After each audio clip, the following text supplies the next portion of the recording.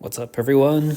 I'm gonna show you a mid-range battle, even though I'd already switched to back to long range in this video, because the battle plays that I wanted to share had already expired, so this will have to do.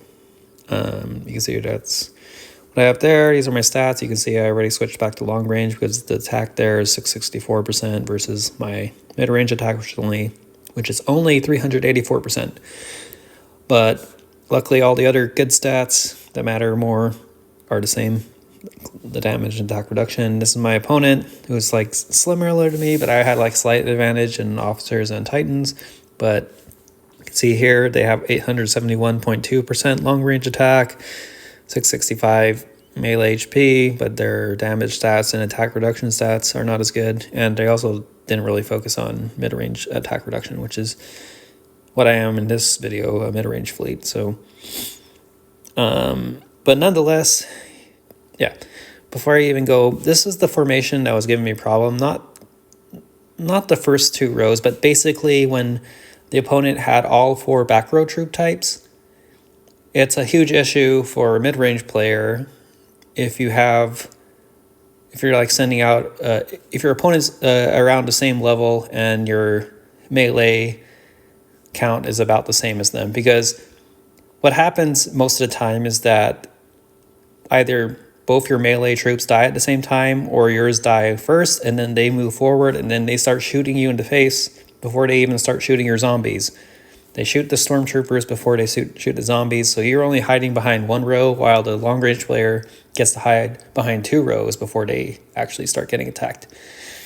And I thought that the solution was like, oh no, I have to increase my attack even more, because, you know, sometimes your special ability hits their titans, warplanes, and whatnot, or just to, you know, kill more of their back row troops with your special abilities when they hit. But that's actually not the solution, because you're still gonna get hit in the face because you're basically if you have the same amount of melee, more often than not, they still will die around at the same time. And even if, like, no amount of attack increase is going to really offset that.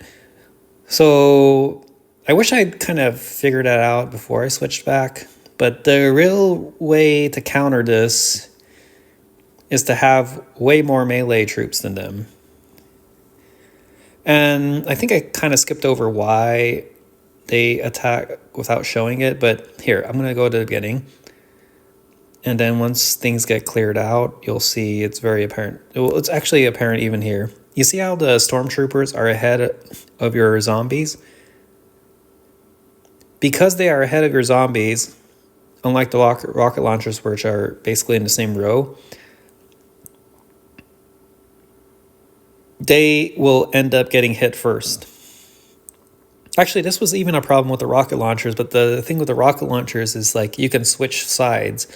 So if right now my rocket launchers are on the left side, but if I include all five mid-row troop types, it would be on the right side of my zombie, and then that way they can hide from the opponents, in this case, the mortar cannons, because the mortar cannons will have to hit the zombies first before they get into your rocket launchers. But with the stormtroopers, you can't. They're always on the left of your zombies, so that's why you're always screwed when the long-range player does that kind of formation. Yeah, because, like, they're significantly ahead of the zombies because they have shorter range than the zombies.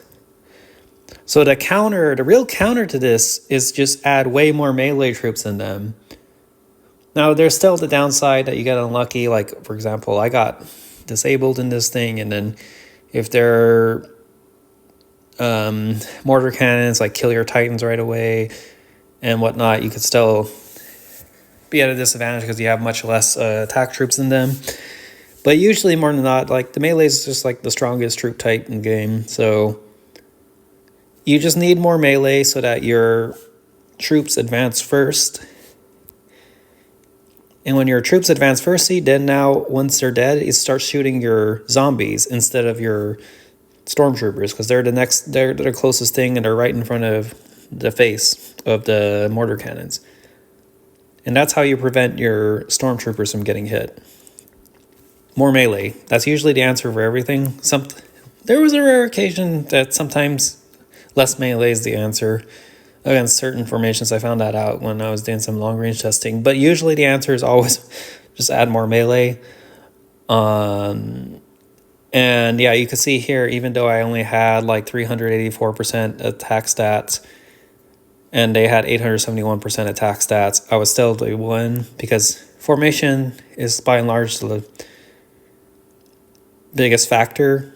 So the downside to this is like if they come back at you and they knew what was happening, like if I was a long range player, all you have to do is match their melee count. So instead of using 15,000, I could use like 23.1, was it? Yeah, because basically if you want to match their melee count so that you move forward at the same time or before they do, and then you start shooting their stormtroopers in the face.